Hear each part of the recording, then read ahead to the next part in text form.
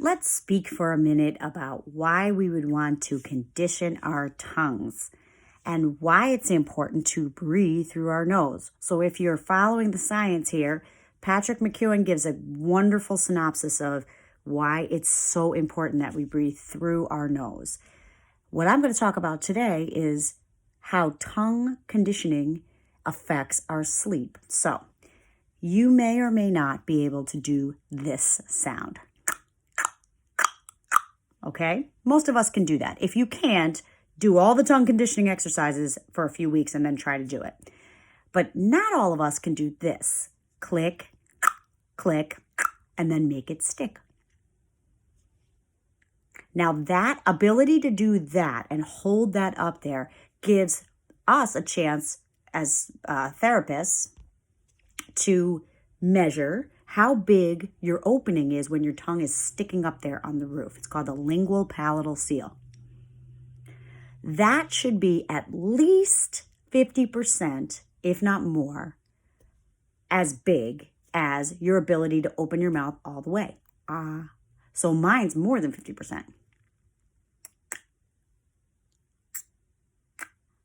If yours is less than 50%, potentially you're tongue-tied. And when all this is over, maybe you should go see a periodontist about that, because just a little bit of releasing that tongue can help you sleep better. And here's the whole science behind all of it. When you go to sleep, your tongue is supposed to rest on the roof of your mouth. And we're going to be talking about that in one of the therapy videos, the conditioning videos. But your tongue is supposed to rest on the roof of your mouth with your lips closed, breathing through your nose 24 hours a day when you're not using your tongue to speak or eat. And when you go to sleep, if your tongue is flat on the floor of the mouth and or out of shape, when you go to sleep and your brain relaxes and your musculoskeletal system relaxes, your tongue can fall back into the back of your throat. Well, that's where your breath goes, right? So what happens? Either your mouth opens to get more breath, or you may have other things go on with your sleep. Like, for example, you may start to grind your teeth to get the jaw out of the way so you can breathe.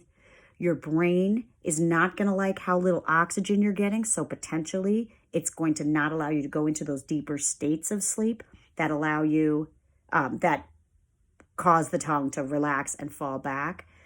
There's all kinds, it might give you a bad dream to try to wake you up.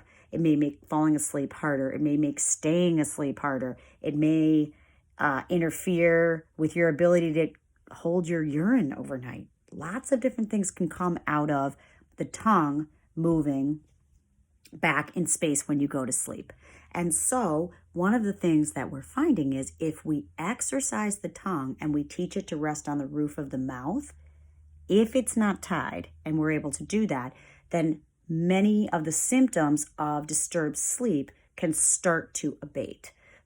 It can also assist with jaw health, because if we're not grinding in the sleep, so many people have the misconception that grinding is entirely done because of stress. Nope. Sometimes it's a parafunctional habit or a parafunctional response to the brain not getting enough air.